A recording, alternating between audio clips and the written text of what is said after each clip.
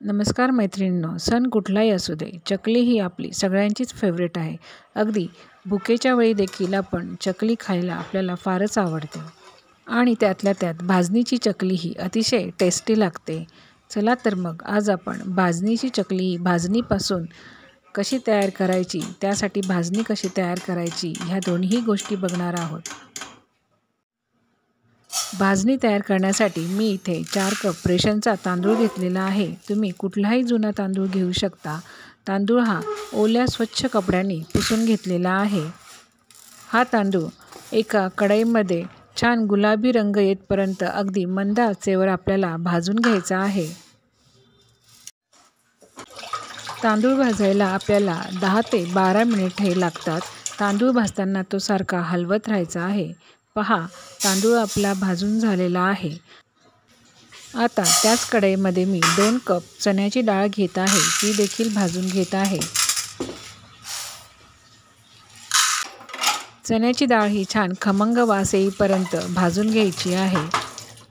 डाळ ही मी थोडी जास्तच घेतली आहे. मला अजून त्याची एक रेसिपी करायची आहे. यातली 2 कप डाळ मी काढून घेते.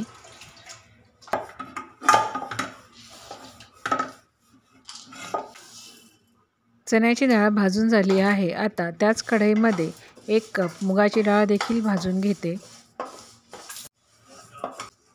मुगाची डाळ आपली छान भाजून झालेली आहे. इथे मी उडदाची पांढरी डाळ घेतलेली आहे. ती देखील 1 कप घेतलेली आहे. तुम्ही 1 कपाऐवजी अर्धी कप उडदाची डाळ टाकली तरीसुद्धा चालेल. त्यानंतर 1 कप पोहे घेतलेले आहे. पोह्याने आपली चकली ही फारच कुरकुरीत तयार होते. पोहे देखील आपल्याला छान भाजून घ्यायचे आहे. त्यानंतर पाव कप हा साबुदाणा घेतलेला आहे. साबुदाणा आपला हा छान लाह्यांसारखा फुटतो तोपर्यंत त्याला भाजून घ्यायचे आहे. तसेच भाजणी भाजताना मी 1 टेबलस्पून धने, जिरे, बडीशोप, तमालपत्र, 5-6 लवंगा, 5-6 काळी मिरी, तसेच 1 दालचिनीचा तुकडा हे देखील साबुदाण्याबरोबर भाजून घेते. या मसाल्यामुळे भाजणीला अतिशय खमंग वास येतो आणि शिवाय चकली करताना देखील त्याची टेस्ट ही फारच छान लागते. साबुदाणा तडतड उडायला लागल्यानंतरच हे मसाले आपल्याला भाजून घ्यायचे आहे. म्हणजे 1 मिनिटभर तरी आपले हे मसाले भाजून होतात. पहा, सगळे जिन्नस आपले छान भाजून झालेले आहेत. आता सगळ्यांना मिक्स करून घेऊयात आणि मस्तपैकी आपली ही तयार झालेली भाजणी गार करून घेऊयात. गार झालेली ही भाजणी गिरणीमधून दळून आणलेली आहे. जसे गव्हाचे पीठ आपण दळून आणतो तशीच ही भाजणी दळून आणायची आहे. तयार झालेल्या भाजणीचे गिरणीतून पीठ दळून आणले आहे. आता आपण चकलीसाठी पीठ तयार करून घेत आहोत.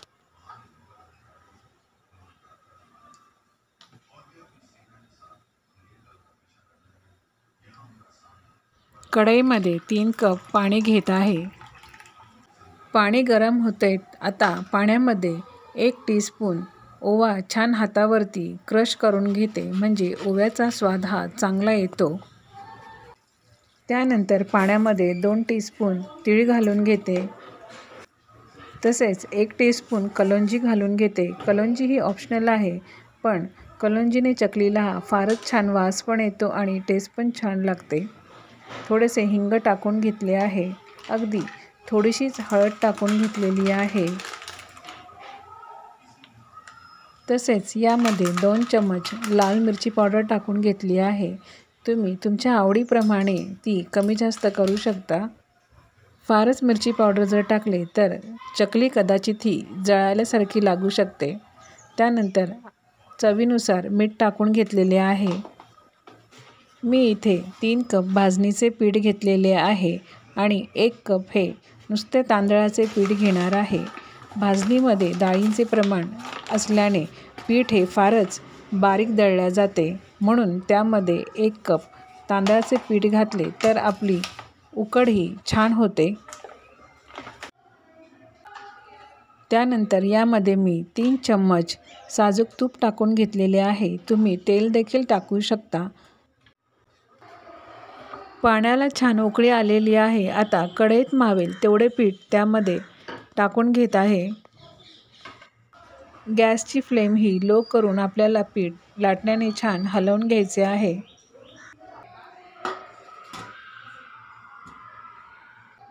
पीठ टाकून झाल्यावर गॅस बंद केलेला आहे। आता लगेचच सगळे पीठ एका परातीत काढून घेते आणि सगळे पीठ हे व्यवस्थित हलवून घेते। पीठ छान हलवून झाले आहे। त्यामध्ये आता 1 कप तांदळाचे पीठ हळूहळू टाकून ते देखील हलवून घेत आहे।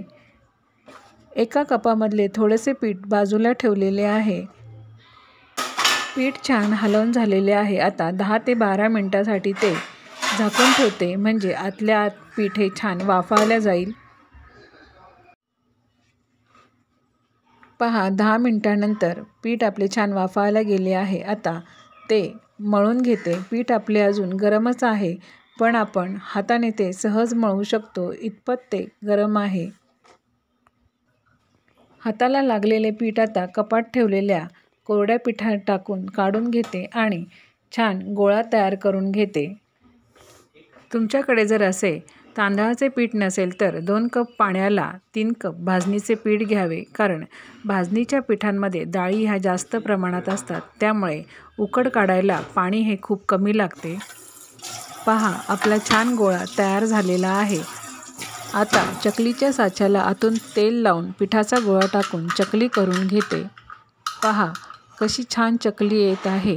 अगदी सलग त्याची तार येत आहे, अजिबातच कुठे ती तुटत नाही।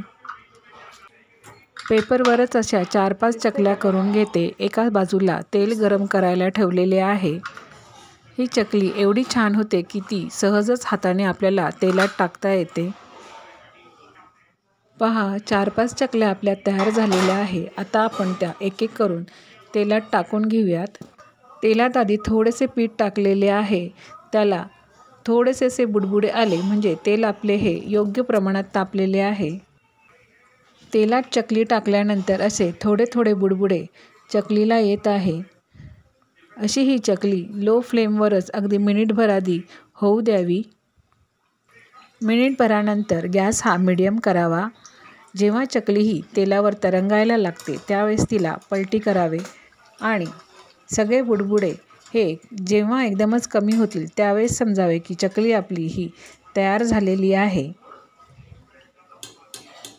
पहा, चकल्या आपल्या छान तयार झालेल्या आहे आणि त्यांना गोल्डन असा रंग देखील आलेला आहे। चकली ही गरम गरम असताना जर तोडली तर ती वरून क्रंची आणि आतून नरम वाटते, त्यामुळे ती गरम असतानाच तोडू नये। तिला गार झाल्यावर बरोबर छान कडकपणा येतो। आता चकलीची दुसरी बॅच देखील टाकून घेते आणि सगळ्या चकल्या अशाच प्रकारे तळून घेते।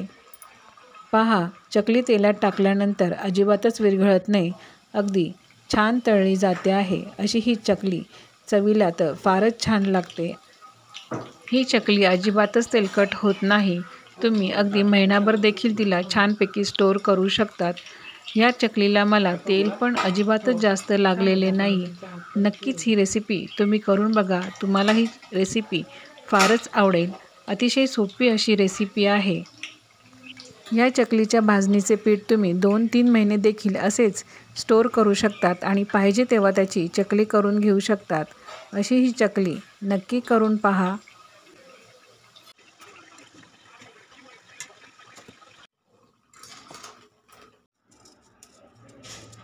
पहा, चकल्या आपल्या तयार झालेल्या आहे। अजिबातच हाताला तेल लागत नाही आहे, म्हणजे त्या अजिबातच तेलकट झालेल्या नाही।